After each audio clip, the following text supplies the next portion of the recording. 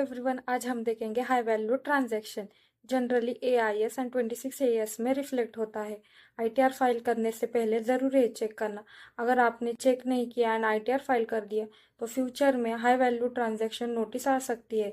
अब हम देखेंगे कौन कौन से ट्रांजैक्शन हाई वैल्यू ट्रांजैक्शन में आते हैं। चलिए तो फिर देखते हैं पहला पॉइंट। अगर आपने 10 लाख से ज़्यादा कैश डिपॉजिट किए हैं सेविंग्स अकाउंट में या पोस्ट ऑफिस में तो वो भी हाई वैल्यू ट्रांजैक्शन में रिफ्लेक्ट होगा।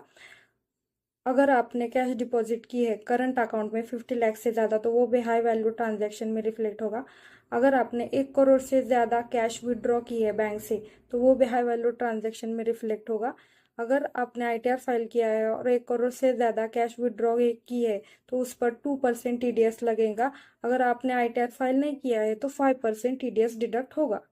तो फिर देखते हैं नेक्स्ट पॉइंट। अगर आपने 10 लाख से ज़्यादा की एफडी बैंक या पोस्ट ऑफिस में की है तो वो भी हाई वैल्यू ट्रांजैक्शन में रिफ्लेक्ट होगी। 1 लाख से ज़्यादा का क्रेडिट कार्ड का पेमेंट कैश में पे किया है तो वो भी हाई वैल्यू ट्रांजैक्शन में रिफ्लेक्ट होगा। 10 लाख से ज़्यादा का क्रेडिट कार्ड का पेमेंट कैश या ऑनलाइन में किया है तो वो भी हाई वैल्यू ट्रांजैक्शन में रिफ्लेक्ट किया होगा। अगर आपने कोई प्रॉपर्टी परचेस या सेल की है जिसकी वैल्यू 30 लाख से ज़्यादा है तो वो भी हाई वैल्यू ट्रांजैक्शन में रिफ्लेक्ट होगा।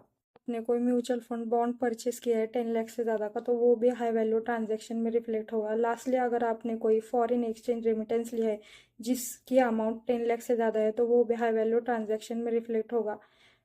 तो ये सब ट्रांजैक्शन हाई वैल्यू ट्रांजैक्शन में आते हैं। आप जब भी आईटीआर फाइल करें तो ज़रूर ये सब ट्रांजैक्शन चेक करें। ऐसे ही इंटरेस्टिंग इन्फॉर्मेशन के लिए हमारे फर्म एनएस टैक्स कंसल्टेंसी को फॉलो करें।